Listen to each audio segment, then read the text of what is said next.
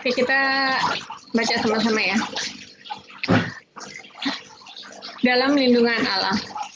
Orang yang duduk dalam lindungan yang maha tinggi dan bermalam dalam naungan yang maha kuasa akan berkata kepada Tuhan, tempat pelindunganku dan kubu pertahananku, Allahku yang kupercayai.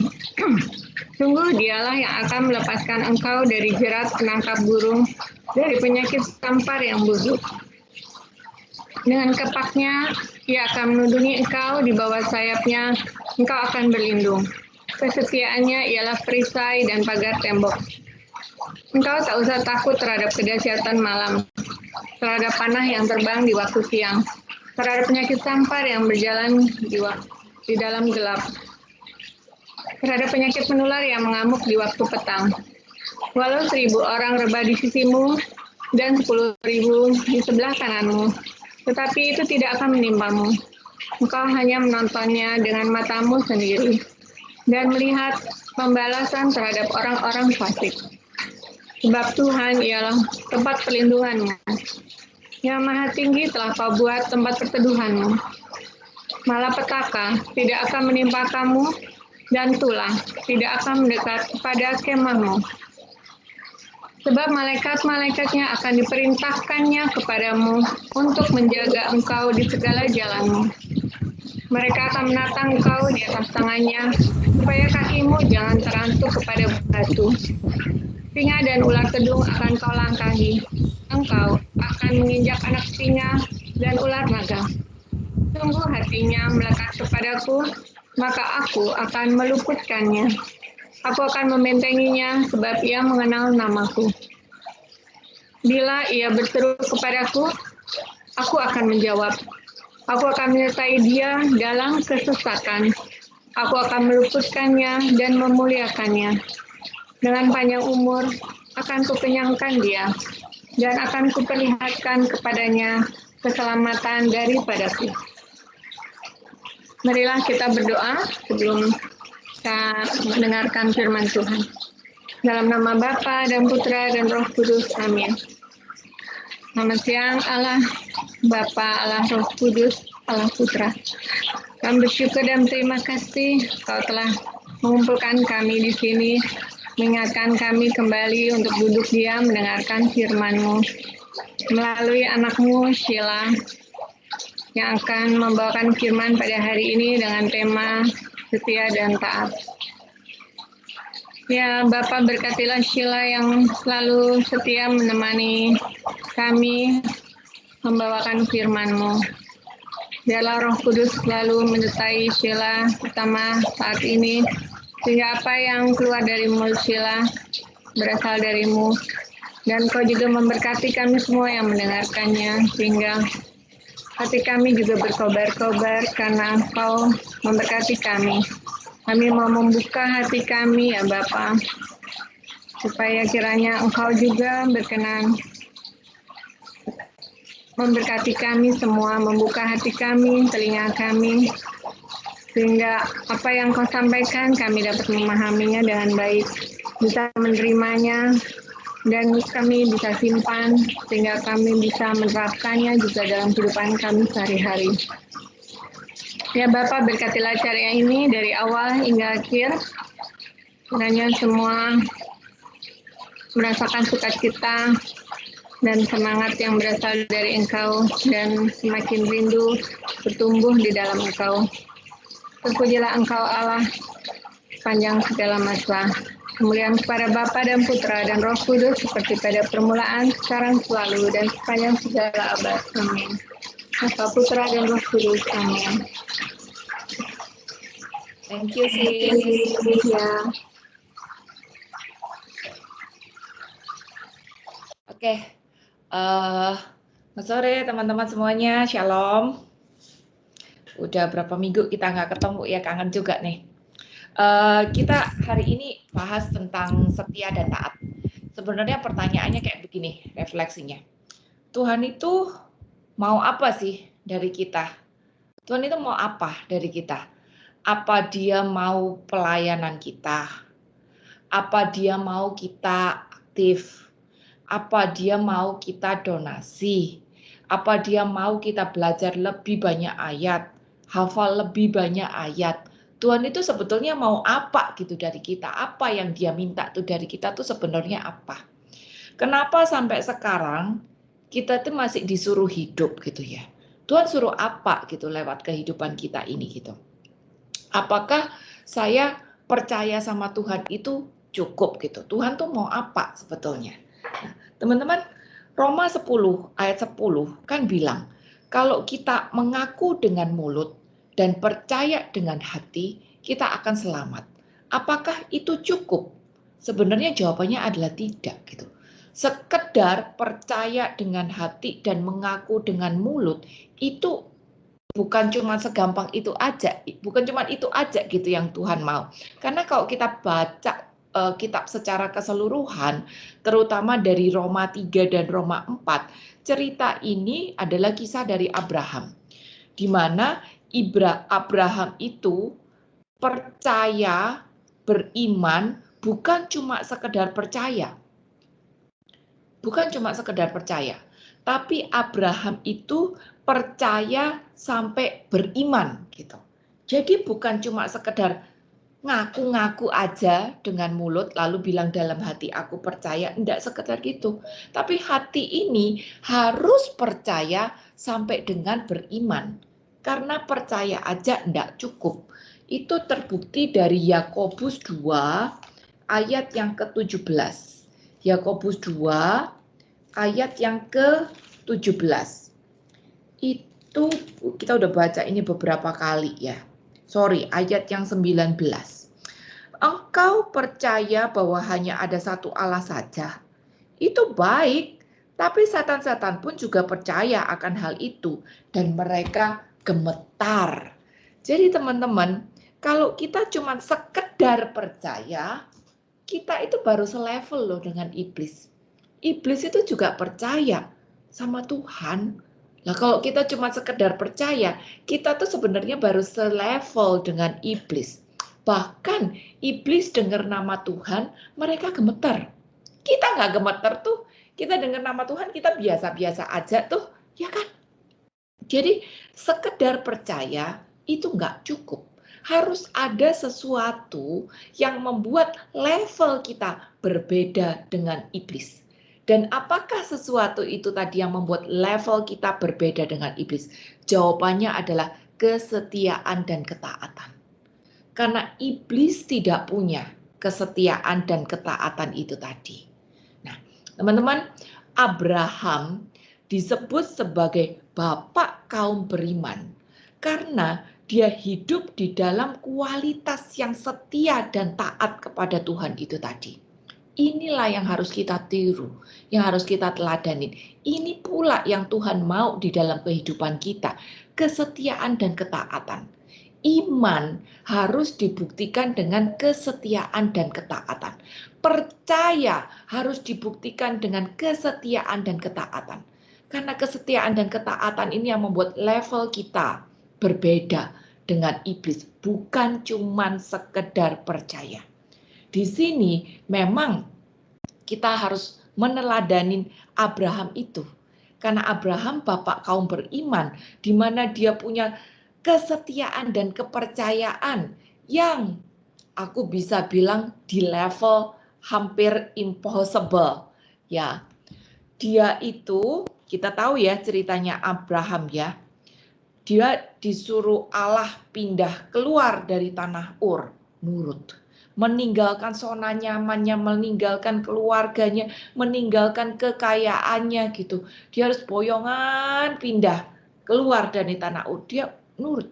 Dan yang lebih menakjubkan lagi, Tuhan suruh dia untuk mempersembahkan anaknya, nyembelih anaknya. Dia nurut. Ini loh yang membuat Abraham bukan cuma sekedar percaya. Dia punya iman yang dibuktikan dengan kesetiaan dan ketaatan pada kehendak Allah. Bukan pada apa yang dia mau, bukan pada apa yang dia harapkan, bukan pada apa yang dia senang, tapi setia dan taat pada kehendak Allah. Walaupun dia tidak ngerti kehendak Allah itu apa. Dia nggak ngerti maunya Allah itu apa. Pasti dia nggak ngerti juga kenapa disuruh pindah. Pasti dia nggak ngerti juga kenapa anaknya yang harus disembelih. Padahal Tuhan bilang itu anak dia bakal jadi bapak dari segala bangsa. Dia bakal punya turunan sebanyak bintang di langit, pasir di lautan lewat anak itu. Sedangkan dia umur sudah tua, nggak mungkin punya anak lagi. Tapi kenapa anak itu malah disuruh sembelih? Dia nggak ngerti. Dia nggak ngerti. Tapi dia percaya, dia setia dan taat.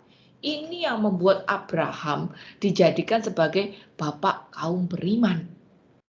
Seperti itu. Gitu. Nah, teman-teman, Tuhan gak utang penjelasan sama kita. Walaupun dalam hidup sering kita gak ngerti. Kenapa hal ini terjadi? Kenapa aku harus mengalami ini? Gitu. Kenapa aku diginiin? Kenapa aku disuruh ini? Sering kita gak ngerti. Tapi Tuhan gak utang penjelasan sama kita. Kalau kita mau belajar mengikuti teladan Abraham, ya udah, beriman itu berarti harus setia dan taat pada kehendak Allah. Walaupun aku tidak ngerti. Dan aku tahu itu tidak gampang. Untuk setia dan taat pada sesuatu yang aku tidak mengerti. Kenapa harus kasih ini ke dia? Kenapa aku harus ngampuni dia? Kenapa aku harus ladenin dia duluan? Kenapa aku harus nyapa dia duluan gitu? Kenapa anak-anakku, cucuku diginiin gitu? Sering kita tidak ngerti. Tapi Tuhan tetap mau kita hidup di dalam kesetiaan dan ketaatan. Dan untuk bisa melakukan hal yang berat ini, otomatis kita harus punya relasi pribadi dengan Tuhan.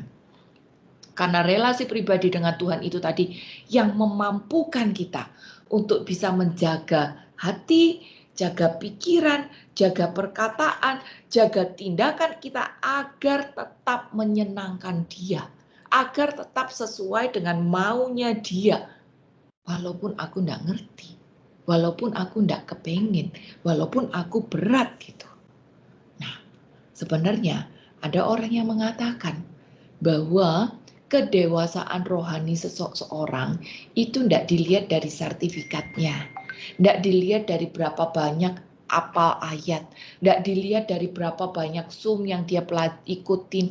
Tidak dilihat dari berapa koneksinya dia. Gitu. Tapi kedewasaan rohani seseorang itu bisa dilihat dari bagaimana cara dia merespon keadaan bila berhadapan dengan situasi yang dia tidak inginin atau orang yang berbeda pendapat dengan dia. Coba kita introspeksi diri sendiri. Pada aku mengalami kejadian yang aku sebetulnya tidak kepengen, atau ada orang yang tidak sesuai pendapatnya dengan aku. Bagaimana aku merespon itu? Itu menunjukkan kesetiaan dan ketaatanku. Seperti itu. Nah, teman-teman, hari ini waktunya kita introspeksi. Sebagai orang-orang yang rajin PA, pasti keluarga kita, tetangga kita, teman-teman komunitas kita anggap kita lebih dibanding yang lain-lainnya ya. Tapi kita lihat diri sendiri. Apakah aku udah punya iman yang setia dan taat? Yang membuat aku berbeda dengan iblis. Bukan cuma sekedar percaya, tapi percaya sampai beriman dan dibuktikan dengan kesetiaan dan ketaatan. Kesetiaan itu adalah pada saat aku sanggup untuk berpegang teguh pada janji atau pendirianku kepada Tuhan. Itu adalah kesetiaan. Lalu orang yang setia itu pasti hidup di dalam ketaatan. Di mana aku punya sikap rendah hati pada seseorang untuk menghormati orang yang punya otoritas di atas aku. Jadi ada sikap kerendah hatian. Ada sikap kerendah hatian dari aku untuk menghormati orang lain. Patuh, tunduk, nurut. Itulah ketaatan. Nah, teman-teman, Tuhan tidak minta apa-apa kok dari kita. Tuhan nggak minta apa-apa. Dia cuma minta kita setia dan taat itu. Walaupun apa yang Tuhan suruh itu sering tidak mungkin, tetap kita diminta untuk setia dan taat. Terutama di dalam keseharian kita. Pada saat kita merespon keluarga, merespon teman-teman arisan, merespon teman-teman di dalam pelayanan yang mungkin berbeda pendapat dengan kita, merespon rekan-rekan kerja yang mungkin caranya atau sikapnya juga berbeda dari kita. Tuhan cuma minta kita hidup setia dan taat. Karena orang yang setia dan taat itu berarti punya kerendah hatian untuk menghargai otoritasnya dan sesamanya. Jadi ada kesadaran, saya mau rendah hati, saya mau taat karena aku sadar ada sosok yang lebih atau ada orang lain yang juga adalah ciptaan Allah. Seperti itu. Filipi 2 ayat yang ketiga. Filipi 2 ayat yang ketiga. Itu bilang, dengan tidak mencari kepentingan sendiri atau pujian yang sia-sia, sebaliknya hendaklah dengan rendah hati yang seorang menganggap yang lain lebih utama daripada dirinya sendiri. Malah ayat ini bilang kita disuruh menghargai orang lebih daripada diri sendiri. Walaupun mungkin orang itu statusnya tidak lebih daripada kita loh. Walaupun mungkin orang itu otoritasnya tidak lebih tinggi daripada kita. Tapi ayat Filipi 2 ayat 3 ini malah suruh kita untuk menghargai orang itu lebih daripada diri sendiri. Bagaimanapun status sosialnya di dalam masyarakat atau kedudukannya di dalam pekerjaan atau kedudukannya di dalam keluarga mungkin lebih rendah daripada kita. Tapi ayat mengajarkan kita harus bisa menghargai orang lain, siapapun itu, lebih daripada diri sendiri. Nah, sekarang kita bisa nggak menghargai orang yang mungkin statusnya lebih rendah daripada kita? Yang mungkin sudah menyakitkan kita, merugikan kita. Bisa nggak kita menghargai itu tadi? Nah, ini yang Tuhan mau. Bisa taat nggak kita sama Tuhan untuk menghargai orang itu tadi? Itu. Aku tahu itu tidak gampang. Aku tahu itu tidak gampang. Maka untuk bisa melakukan itu tadi, tetap menghargai orang yang sudah mensolimi kita, tetap menghargai orang yang sudah merugikan kita, tetap menghargai orang yang sudah curi hak kita, atau bersikap tidak adil sama kita, atau menghargai bawahan kita, ponakan-ponakan kita, kita harus hidup di dalam relasi pribadi dengan Tuhan. Baru kita sanggup. Baru kita sanggup untuk hidup di dalam kesetiaan dan ketaatan itu tadi. Dan kalau kita sudah belajar untuk menghargai orang lain di dalam kesetiaan dan ketaatan kepada Tuhan, saat itu ada yang namanya kuasa dan wibawa menyertai hidup kita. Kuasa dan wibawa Allah menyertai kehidupan kita. Bahasa sehari-harinya, omongan kita itu jadi didengerin sama orang. Gitu. Omongan kita tuh jadi didengerin sama orang. Gitu. Matius 7 ayat yang ke-19. Matius 7 ayat 19. Itu bilang, aku pakai yang ayat 21 aja. Bukan setiap orang yang berseru kepadaku, Tuhan, Tuhan, akan masuk ke dalam kerajaan surga, melainkan dia yang melakukan kehendak Bapakku di surga. Nah, kembali lagi pertanyaannya ke diri kita sendiri. Ayat ini bilang bukan cuma berseru Tuhan, Tuhan doang. Bukan cuma teriak puji Tuhan doang. Tapi sudahkah kita melakukan? Orang yang masuk dalam kerajaan Allah adalah orang yang mendengarkan plus melakukan. Bukan cuma mendengarkan doang. Tapi terlebih lagi melakukan. Pertanyaannya ke diri sendiri. Sudahkah saya menjadi pelaku firman?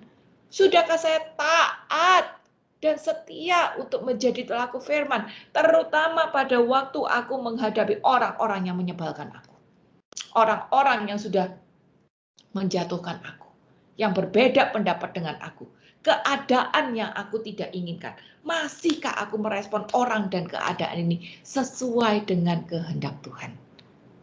Bayangkan aja ya, kalau Tuhan di posisiku seperti ini, saat ini, kira-kira dia ngomong apa? Kira-kira dia bersikap apa? Kalau aku ketemu sama orang yang menyebalkan itu, dan Tuhan jadi aku, kira-kira dia ngomong apa? Emosikah? Mempertahankan hakukah?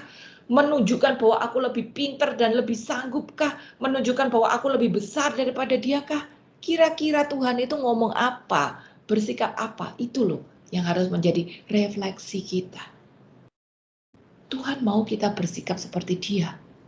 Maka kita harus belajar untuk setia dan taat agar kita terus-menerus sanggup rendah hati pada waktu aku menghadapi orang atau keadaan yang sepertinya membuat emosi ini tadi naik.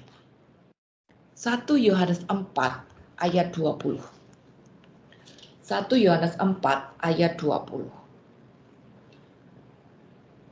Jikalau seorang berkata, aku mengasihi Allah, dan ia membenci saudaranya, maka ia adalah pendusta.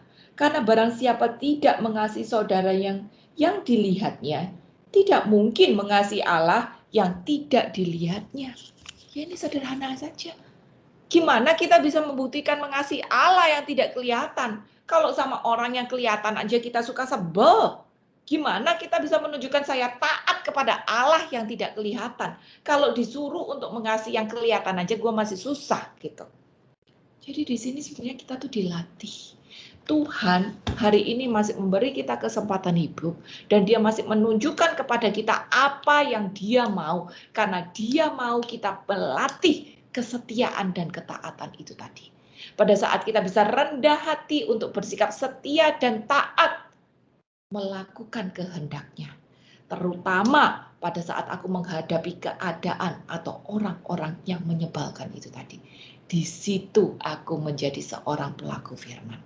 Dan kalau aku bisa menjadi seorang pelaku firman, baru kuasa dan wibawa surga itu turun atas hidupku. Ada penyertaan Tuhan, ada urapan Tuhan. Jadi teman-teman, 1 Yohanes 4 ayat 20 ini mengingatkan kita untuk terus melatih diri taat, hidup di dalam kasih pada orang-orang yang kelihatan. Baru kita bisa mengasihi Allah yang tidak kelihatan. Dan untuk bisa hidup di dalam kasih, hidup di dalam ketaatan dan kesetiaan, ini kita dilatih dari kecil loh sebetulnya.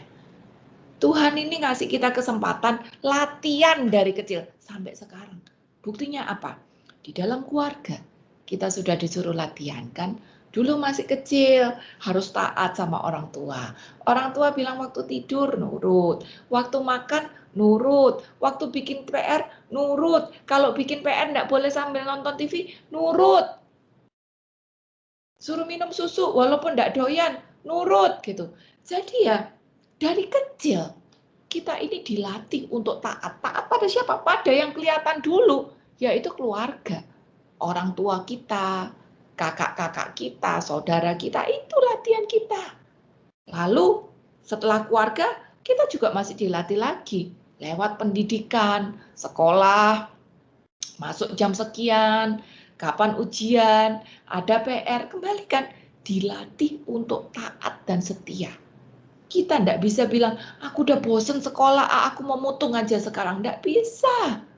Disuruh latihan taat dan setia.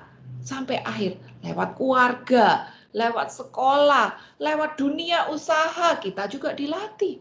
Kapan waktunya cuti, jam berapa masuk, jam berapa harus balik, makan siang, kapan laporan harus disubmit. Itu latihan ketaatan. Itu latihan kesetiaan. Kita tidak bisa ngomong, aduh pengen makan siangnya sampai jam 3, tidak bisa. Kita nggak bisa juga submit laporan on time, tapi di belakangnya kita ngejelekin atau ngebocorin rahasia perusahaan, nggak bisa. Di situ kita latihan setia dan taat lewat apa yang kelihatan. Keluarga, pendidikan, dunia usaha, negara. Kita juga disuruh latihan setia dan taat di dalam hidup bernegara. Kalau ada aturan lampu merah, nurut. Ada aturan kapan harus pemilu, nurut. Ada aturan kapan harus suntik suntik vaksin, kita nurut juga gitu. Ada aturan kalau ada ambulans lewat kita harus minggir, nurut. Jadi lewat negara pun Tuhan sebetulnya melatih kita untuk setia dan taat. Kita nggak bisa ngomong, oh aku nggak cocok ini sama pemerintahan di sini, aku mau kudeta. Nggak bisa. Harus setia dan taat. Apapun aturan-aturan yang dikeluarkan oleh pemerintah dan negara, kita harus setia dan taat, menjunjung tinggi. Di mana bumi berpijak, dipijak, di situ langit dijunjung. Ya, ada peribahasa gitu kan? Itu latihan kita, setia dan taat. Kalau kita bisa setia dan taat pada yang kelihatan, baru kita bisa mampu setia dan taat sama Tuhan yang kagak kelihatan. Baru, dan kita dilatih juga lewat gereja kita. Lewat gereja kita di dunia ini latihan juga sebetulnya. Lewat gereja kita dilatih harus misa, kapan puasa, kayak gitu-gituan. Kapan waktunya rosario, kayak gitu-gituan. Dan kita masih berlatih juga untuk berkomunitas, waktunya PA kapan gitu. Ini semua adalah latihan. Latihan agar kita terbiasa untuk setia dan taat. Terutama setia dan taat pada yang kelihatan dulu, yaitu keluarga, dunia usaha, pendidikan, negara, dan gereja kita, baru kita bisa setia taat sama Tuhan. Seperti itu, teman-teman. Jadi, nggak mungkin orang bisa taat sama aku kalau saya sendiri nggak jadi teladan dalam ketaatan. Nggak mungkin orang mendengarkan aku, respect sama aku, kalau hidupku sendiri tidak ada kesetiaan dan ketaatan, gitu. Seperti itu. Jadi urapan dari Tuhan, kuasa dan wibawa Allah itu baru turun saat kita berjuang untuk hidup di dalam kesetiaan dan ketaatan. Walaupun mungkin ketaatanku ini, ketidaktaatanku ndak ada yang tahu ya. Maksudku di depan mata orang aku kayaknya manis sama keluarga, rajin di kantor, sekolah bagus, nurut sama pemerintah, ndak pernah tilang, nggak pernah apa gitu. Di gereja semuanya itu, tapi diam-diam pada saat orang lain tidak tahu gitu ya, waktunya puasa aku makan. Waktunya di rumah aku nge-games sampai overdosis. Aku tidak berdoa, aku nonton film sampai 10 jam sehari gitu. Tidak ada orang tahu mungkin, tapi kan Tuhan tahu. Sama aja, nggak taat juga. Walaupun orang lain tidak tahu, Tuhan tetap tahu. Urapan tidak bisa turun juga kalau kita tidak hidup di dalam kesetiaan dan ketaatan. Teman-teman, satu contoh yang bagus ya, orang yang hidup dalam kesetiaan dan ketaatan. Ingat cerita Bunda Maria di perkawinan di Kana. Yohanes 2 ayat 5 itu. Pada waktu perkawinan di Kana itu tadi, Bunda Maria itu kan kepengen agar Tuhan Yesus melakukan sesuatu karena sang mempelai kekurangan anggur kan. Seperti itu. Sebenarnya waktunya belum tiba. Tapi pertama, Tuhan tetap mengabulkan permintaannya Bunda Maria. Kenapa? Karena pasti Bunda Maria ini hidup di dalam kesetiaan dan ketaatan. Menjadi seorang pelaku firman di semua level, baik yang kelihatan maupun yang tidak kelihatan. Makanya sampai Yesus aja yang adalah Allah nurut sama Bunda Maria. Walaupun waktunya belum tiba. Ini sesuatu yang luar biasa sekali. Gitu.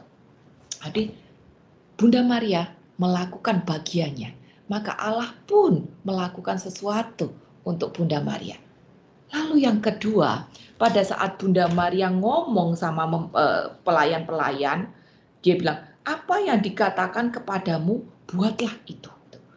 Bunda Maria belum tahu loh, Yesus itu bakal suruh apa. Dia belum tahu Yesus itu bakal suruh apa. Tapi dia sudah punya iman bahwa pasti Yesus ini bakal melakukan sesuatu. Maka dia ngomonglah sama pelayan-pelayan. Pelayan-pelayan nurut. Pelayan-pelayan nurut gitu. Padahal yang disuruh Yesus itu sesuatu yang luar biasa. Yesus suruh pelayan-pelayan untuk ngisi 6 tempayan. 6 tempayan. Satu tempayan itu isinya 2-3 buyung, kira-kira 30 liter. Jadi satu tempayan itu kira-kira isinya 100 liter. Kalau ada 6 berarti isinya 600 liter. Teman-teman bayangin, itu padang gurun. Belum ada keran mengalir, belum ada listrik. Jadi untuk dapat air di padang gurun, mereka harus keluar ke sumur, nimba dulu. Dan jumlahnya 600 liter. Itu kerjaan besar. Kita ngangkat galon aqua aja berasa berat. Ini suruh nimba 600 liter air lalu bawa masuk ke tempat pesta. Tapi pelayan-pelayan itu nurut. Nurutnya sebenarnya sama siapa sih? Pelayan-pelayan ini bukan nurut sama Tuhan Yesus loh. Karena hari itu Yesus belum berkarya, belum terkenal, belum melakukan mukjizat apapun juga. Jadi sebenarnya pelayan-pelayan ini nurutnya sama Bunda Maria. Apa yang si Bunda suruh, ya udahlah turutin aja. Walaupun pelayan itu enggak ngerti. Mungkin tahu Yesus itu anaknya Bunda Maria. Tapi mereka mandang Bunda Marianya. Secara belum kenal Yesus itu siapa. Yesus belum bermujizat. Kenapa sekarang pelayan-pelayan ini nurut sama omongannya Bunda Maria? Pasti karena hidup Bunda Maria memberikan keteladanan. Dia ada kerendahan hatian, dia ada ketaatan, kesetiaan, dia menganggap sesamanya, ada apa itu tadi yang kita baca, menghargai orang lebih daripada dirinya sendiri. Filipi 2 ayat yang ketiga. Ada ketaatan dan kesetiaan. Punya sikap keteladanan hidup yang bagus. Dan bisa menganggap orang lebih daripada dirinya sendiri. Makanya omongannya Bunda Maria ini tadi diturunin. Kebayang nggak teman-teman? Pelayan-pelayan ini respeknya hari itu baru sama Bunda Maria. Karena belum kenal Yesus itu siapa. Jadi sebenarnya omongan ini adalah omongan juga untuk kita gitu loh. Kita ini juga harus belajar seperti Bunda Maria. Hidup di dalam kesetiaan, ketaatan, mempunyai keteladanan hidup, bisa respect orang lain, bisa menghargai orang lain lebih daripada diri sendiri, baru perkataan kita itu didengerin orang. Saat kita hidup di dalam ketaatan seperti Bunda Maria, baru omongan kita ini tadi ada kuasa dan wibawa surga yang menyertai. Kenapa? Karena saya terlebih dahulu hidup di dalam kesetiaan dan keteladanan. Kesetiaan dan ketaatan. Karena saya terlebih dahulu belajar untuk memberikan keteladanan. Karena saya terlebih dahulu bisa menghargai orang lain. Keluarga, sesama, gereja, negara, pekerjaan itu. Saya respect. Seperti itu. Jadi belajar. Mulai dari yang terkecil dulu untuk bisa setia dan taat. Pada keluarga, pada pekerjaan, pendidikan, pada pemerintahan kita dan juga gereja kita. Dan kita lakukan itu tadi dengan sungguh-sungguh. Latihan, latih untuk setia dan taat. Lukas 16 ayat yang pertama. Lukas 16 ayat yang ke-10. Lukas 16 ayat yang ke-10. Barang siapa setia dalam perkara-perkara kecil, ia setia juga dalam perkara-perkara besar. Dan barang siapa tidak benar dalam perkara-perkara kecil, ia tidak benar juga dalam perkara-perkara besar. Nah, ini perkataannya Tuhan Yesus sendiri, teman-teman. Dia mengajar kita untuk setia mulai dari yang kecil dulu. Ya, kita bayangin aja. Kalau saya nggak belajar baca tulis 1 tambah 1, 2 tambah 2, nggak mungkin saya bisa kelar SMA. Kalau saya nggak bisa kelar SMP, nggak mungkin saya bisa kelar S1, gitu kan? Jadi saya harus belajar setia dari yang kecil-kecil dulu. Pekerjaan juga, saya belajar dulu setia pada level staff dulu. Saya bisa taat jam, saya bisa kerja dengan integritas bagus, baru dari staff saya naik jadi supervisor. Kalau sebagai supervisor yang mungkin baru punya 2 anak buah, saya bisa menunjukkan, oh saya semangat kerja, saya bisa menjaga relasi dengan nasabah bagus, saya bisa menjaga relasi dengan anak buahku yang baru 2 orang itu bagus, saya menjadi pribadi yang selalu tersenyum, saya memberi laporan dengan bagus, saya bisa menjaga integritas perusahaan, saya bisa menjaga kualitas pekerjaan saya, baru dari supervisor saya jadi naik asisten manajer, baru nanti naik jadi manajer dan berikutnya dan berikutnya. Teman-teman, kalau level di dunia aja ada tingkatan-tingkatannya. Setia dari yang kecil dulu, baru kita bisa naik dan naik. Maka di dalam kehidupan kita secara rohani, kita juga dilatih untuk itu. Setia dulu dari apa yang kecil, yang Tuhan minta untuk kita lakukan. Misalnya jam PA, minggu jam 2, kita setia. Jam doa saat tidur kita di rumah, kita setia. Suruh mengampuni dulu tetangga mungkin yang pinjam telur 2 biji belum dibalikin, kita setia. Sampai bisa mengampuni di level yang lebih sulit lagi mungkin di dalam keluarga, kita terus belajar setia. Jadi Tuhan terus mau kita melatih diri untuk bisa setia di dalam perkara kecil itu tadi. Baru kita akan diberi otoritas yang lebih besar. Jangan mimpi kita dijadikan leader kalau kita tidak bisa handle diri sendiri dulu gitu. Jadi relasiku dulu dengan sesama yang kecil-kecil, tetangga, keluarga, anak, relasiku dulu dengan Tuhan, kejujuranku itu yang harus dilatih. Baru nanti pelan-pelan kita akan dibawa pada satu peningkatan ke peningkatan yang lain. Tapi hari ini Tuhan ingatkan kita, cek, sudahkah aku setia dengan apa yang Tuhan percayakan kepadaku? Kalau Tuhan kasih aku tenaga, apa aku pakai tenaga ini untuk melayani Dia, untuk membangun relasi dengan sesama lebih baik, untuk tenaga untuk bekerja dengan sungguh-sungguh, atau aku pakai tenagaku untuk nonton film, males-malesan, kayak gitu. Kalau Tuhan kasih aku waktu juga, aku pakai apa waktuku ini? Bebas kan, kita mau ngapain aja bebas kan dengan waktu kita. Aku mau leye-leyean bisa, aku mau nonton bisa, aku mau pergi traveling bisa, atau aku belajar untuk bagi waktuku dengan baik, sehingga aku bisa menjalin relasi dengan sesama, dengan kerjaan, dengan Tuhan, semuanya untuk diriku sendiri juga gitu bisa terbagi dengan baik. Nah, belajar untuk itu gitu. Tanggung jawab kita ke Tuhan.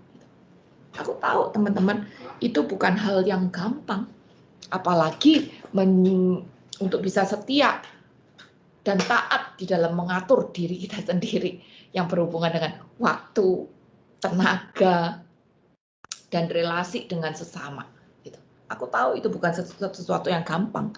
Jadi bagaimana biar aku bisa lakukan itu tadi dengan baik, tetap menjaga laporanku dengan Tuhan dengan baik.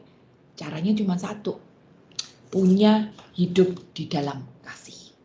Yohanes 14 ayat 15. Yohanes 14 ayat 15.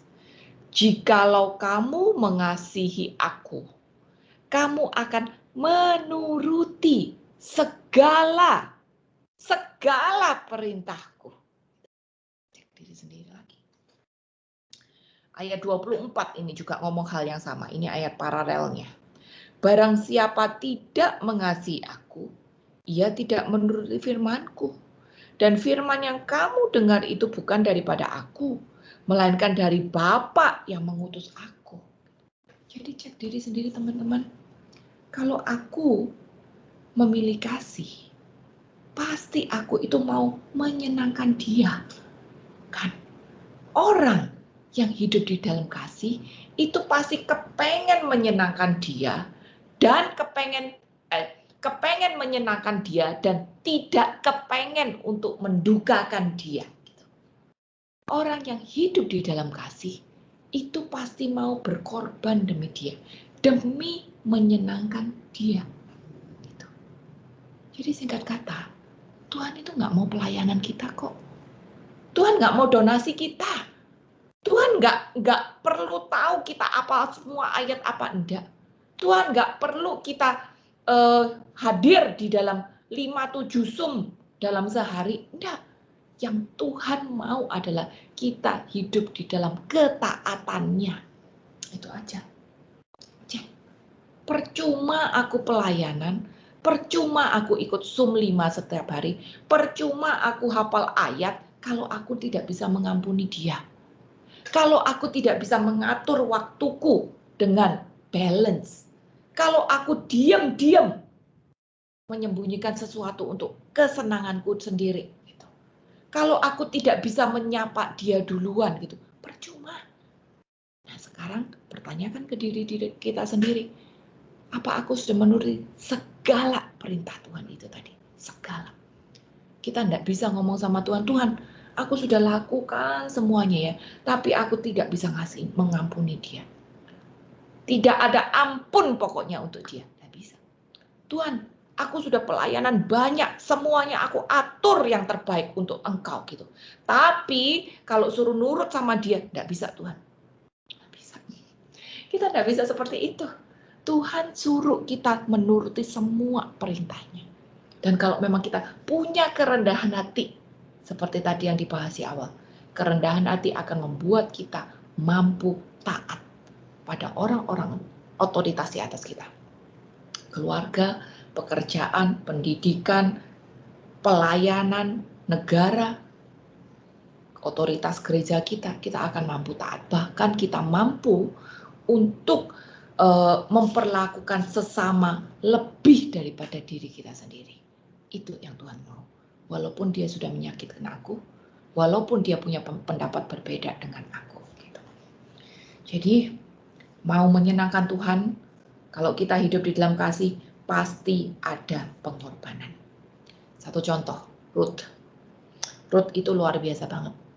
Karena pada saat suaminya meninggal, dia diberi pilihan. Balik ke bangsanya sendiri atau bagaimana. Tapi yang Ruth lakukan, dia tetap ikut mertuanya. Meninggalkan bangsanya, meninggalkan agamanya sendiri demi ikut orang tuanya. Itu level kesetiaan dan ketaatan yang luar biasa. Seneng gak seneng, dia tetap lakukan dengan hati yang sungguh-sungguh. Dia kesampingkan pendapatnya pribadi, dia kesampingkan keinginannya dia pribadi demi melayani mertuanya. Ini level kesetiaan dan ketaatan yang luar biasa sendiri. Karena dia bisa mengesampingkan dirinya sendiri. Bisa nggak kita seperti itu? Kalau kita berhadapan dengan orang yang beda pendapat dengan kita, atau situasi yang kita tidak inginin, bisa nggak kita mengesampingkan pendapatku pribadi, keinginanku pribadi, egoku pribadi, demi untuk menjaga perdamaian. Ini adalah kesetiaan dan ketaatan. Ya. Jangan ngaku kita adalah anak Allah kalau kita tidak bisa hidup dalam kasih kepada sesama kita yang kelihatan. Teman-teman, hari ini kita memang sudah diangkat, kita sudah dialihkan dari hamba dosa. Sekarang kita adalah hamba kebenaran. Karena kita sudah menjadi hamba kebenaran, maka baik kita terus melatih diri untuk bisa hidup di dalam ketaatan dan kesetiaan sebagai sikap hidup kita sehari-hari. Jangan kita menjadi seperti Bileam. Tahu Bileam ya? Nabi, tapi tidak konsisten. Nabi, tapi tidak konsisten. Sekalinya dia taat, tapi dia juga tergoda sama dunia. Dia kepengen duit juga gitu. Jadi dia jatuh pada ketidaktaatan. Jadi ketaatan itu harus konsisten. Makanya harus dilatih. Kesetiaan itu harus konsisten. Makanya harus dilatih. Lewat yang kecil-kecil dulu. Hal-hal yang kelihatan. Keluarga, sesama, rekan kerja, orang arisan aja ada aturannya kan. Dan kita harus nurut. Saya enggak bisa arisan tanggal 10 harus nyetor. Saya bilang, saya enggak mau nyetor, bulan ini saya enggak mau nyetor. Enggak bisa.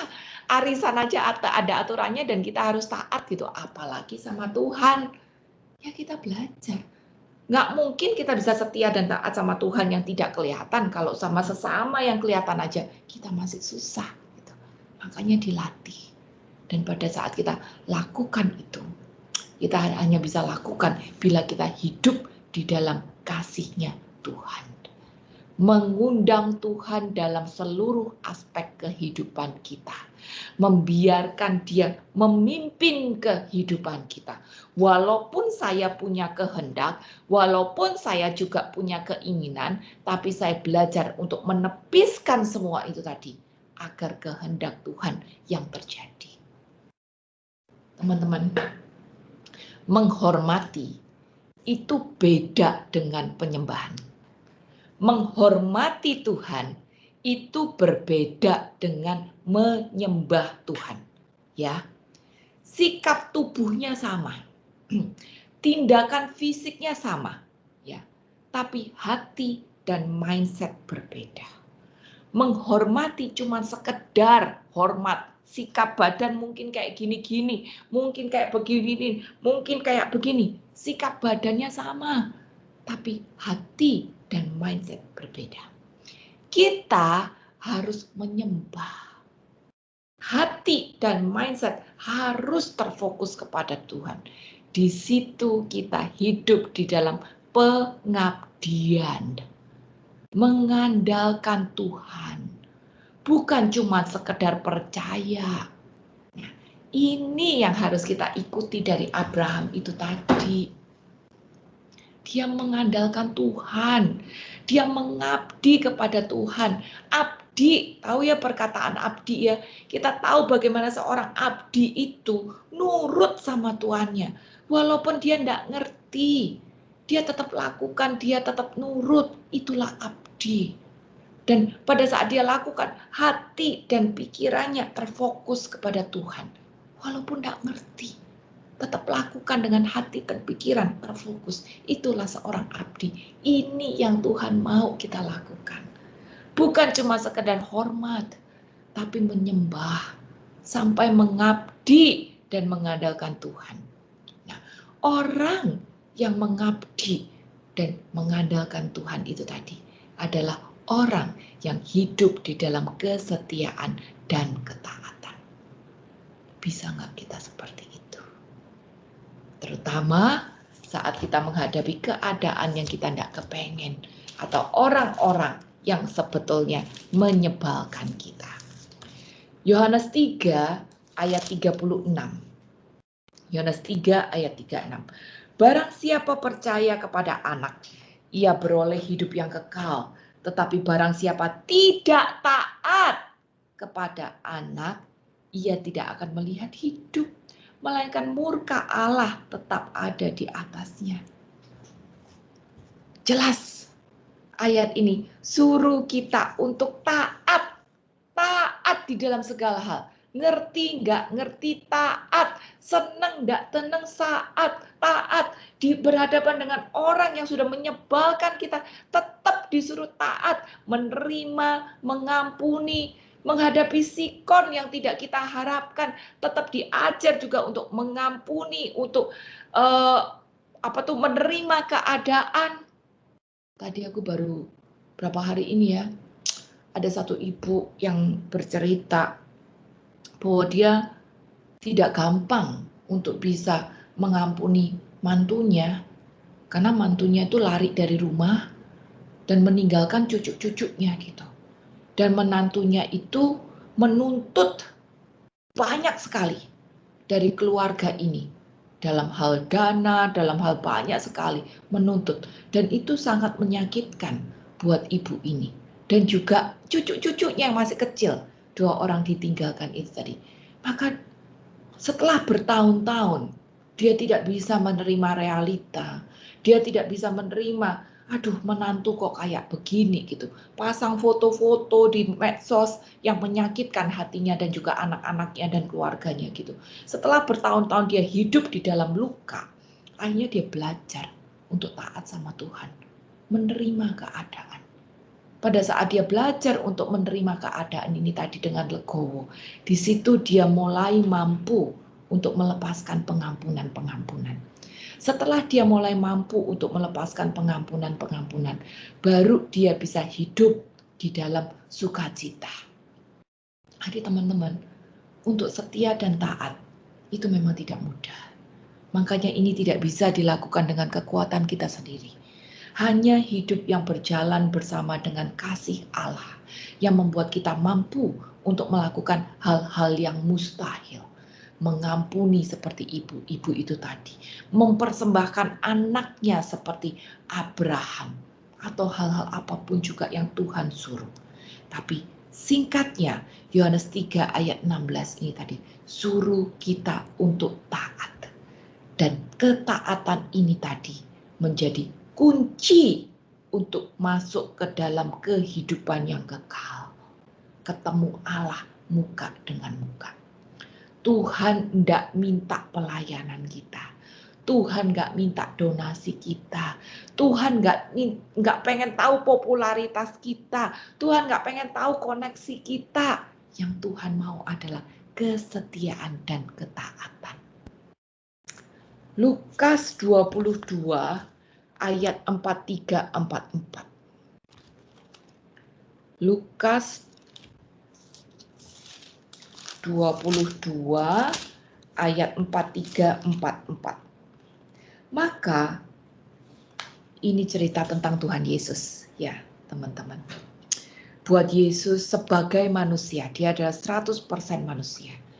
Tidak gampang juga untuk dia bisa hidup di dalam ketaatan kehendak Bapa.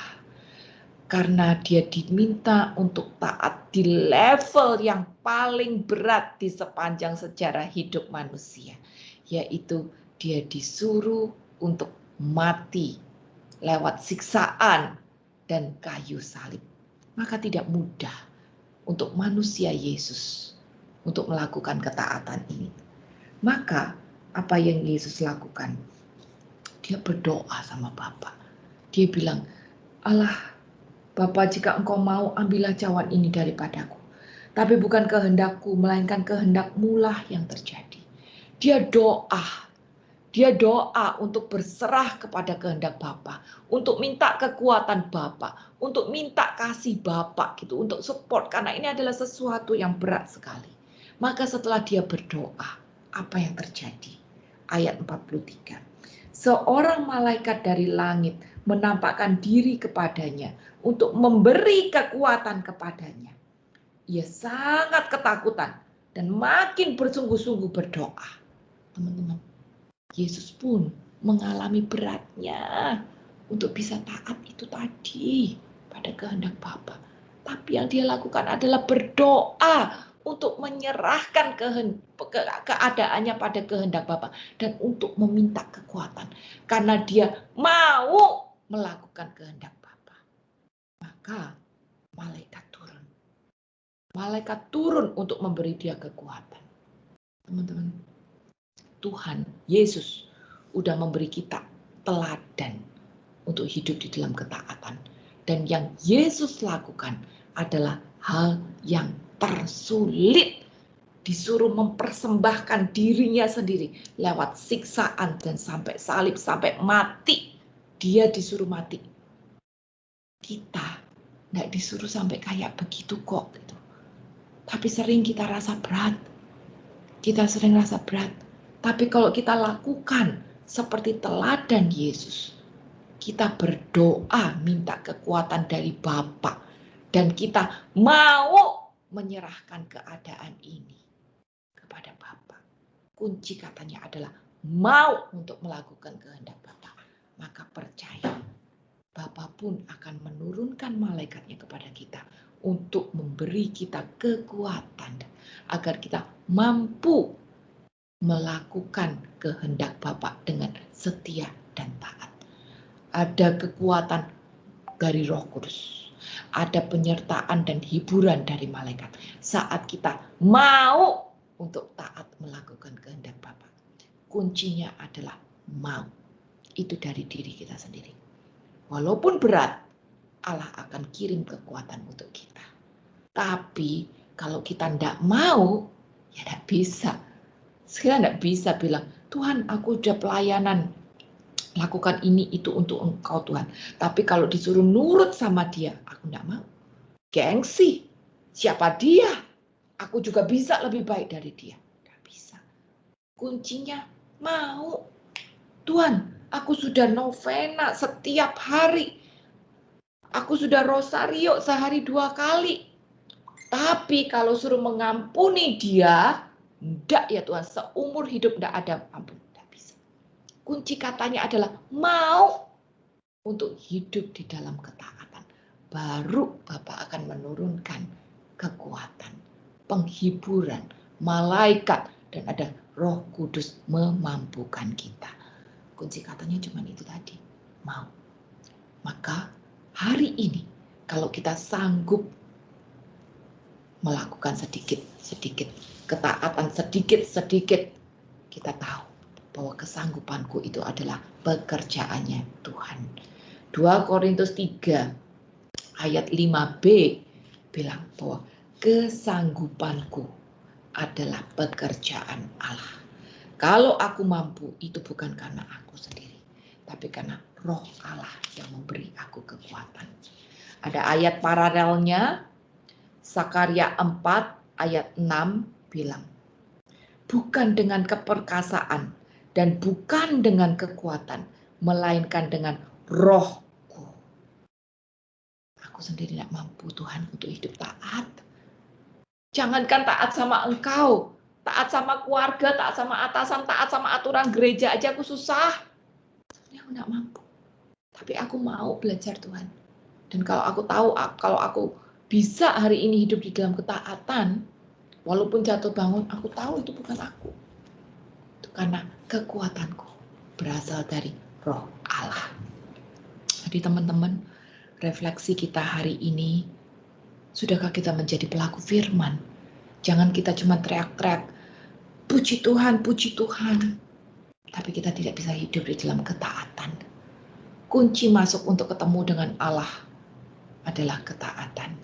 Kunci agar kita bisa punya urapan, keteladanan, omongan kita didengarkan orang adalah kalau saya sendiri lebih dahulu hidup di dalam ketaatan. Dan kalau aku hidup di dalam ketaatan, berarti aku punya kerendah hatian untuk bisa menganggap orang lain lebih utama daripada aku. Aku latih diri sendiri lewat orang-orang di sekitar, lewat keluarga, lewat pekerjaanku, lewat kehidupan sosial, lewat gerejaku, lewat aturan-aturan negara. Di situ aku melatih diri untuk hidup dalam ketaatan. Walaupun berat, tapi aku lakukan. Dan kalau aku sanggup, aku tahu itu kekuatanku adalah dari Tuhan. Percuma kita aktif, percuma kita jadi donatur, percuma kita pelayanan, percuma kita punya karunia-karunia, penyembuhan lah, penubuat lah, usir setan lah, percuma kalau kita tidak hidup di dalam kesetiaan dan ketaatan. Tidak akan ada kuasa dan wibawa Tuhan menyertai hidup kita kalau kita tidak bisa taat. Tapi bila kita jadi pelaku firman, jadi teladan di dalam keseharian, di situ kuasa dan wibawa Tuhan menyertai, Roh Allah menyertai. Karena pada akhirnya kesetiaan dan ketaatan ini tadi adalah urusan pribadiku dengan Dia. Ya, gak ada hubungan dengan pelayanan, gak ada hubungan dengan popularitas, gak ada hubungan dengan donasi. Pada akhirnya ini adalah urusan pribadiku dengan Tuhan. Jadi teman-teman, kita terus harus berjuang untuk hidup di dalam kesetiaan, ketaatan. Makin rendah hati agar kita makin mampu untuk lakukan itu. Kalau kita bisa lakukan itu, maka kita akan bertumbuh untuk bisa menjadi teladan bagi orang-orang di sekitarku. Titus 2 ayat yang ke-7. Titus 2 ayat yang ke-7. Jadikanlah dirimu sendiri suatu teladan dalam berbuat baik. hendaklah engkau jujur dan bersungguh-sungguh dalam pengajaranmu. Tuhan minta kita jadi teladan, membangun sikap hidup yang rendah hati, yang setia dan taat, yang kelihatan bagi orang-orang di sekitar kita, yang bisa menjadi pembawa damai, yang bisa ngalah, yang bisa tersenyum, yang bisa mengampuni dan menyapa duluan, yang menebarkan kasih Allah, yang mewartakan kabar sukacita, bukan dengan mulut tapi dengan sikap hidup kita.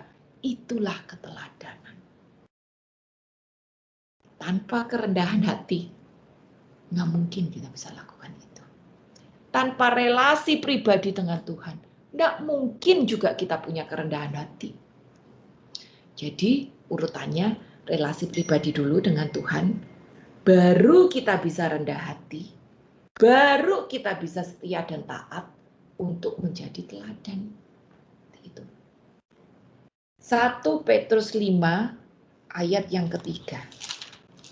Ini ayat paralelnya. Janganlah kamu berbuat seolah-olah kamu mau memerintah atas mereka yang dipercayakan kepadamu, tetapi hendaklah kamu menjadi teladan bagi kawanan domba itu. Teladan. Teladan itu ndak bosi. Teladan itu ndak sombong. Teladan itu ndak otoriter. Tapi teladan itu rendah hati, ngayomi, adem, menjadi shoulder to cry on, menjadi tempat orang-orang berteduh, menjadi tempat orang-orang datang bila butuh pertolongan, menjadi tempat orang-orang datang bila dia mau menceritakan sesuatu, baik menyenangkan atau tidak menyenangkan. Itu teladan. Buatlah orang-orang di sekitar kita nyaman dengan keberadaan kita yang tulus. Itulah teladan. Dan ini baru bisa terjadi kalau saya punya relasi pribadi dengan Tuhan, maka saya punya keterendahan hati, maka saya bisa hidup di dalam kesetiaan dan ketaatan untuk bisa menjadi teladan di dalam keseharian hidupku. Seperti itu. Dan kalau aku sudah lakukan itu tadi, hidup di dalam kesetiaan dan ketaatan, maka tadi Yohanes 3 ayat 3 udah bilang ya, kita akan ketemu Allah muka dengan muka. Dan itu diteguhkan di Wahyu 2 ayat yang ke-10. B. Hendaklah kamu setia sampai mati, dan aku akan mengaruniakan kepadamu mahkota kehidupan. Jadi teman-teman, apa yang Tuhan mau dari kehidupan kita? Bukan donasi, bukan pelayanan, bukan apal ayat. Itu semua cuman sarana. Ya, itu bukan tujuan, itu cuman sarana.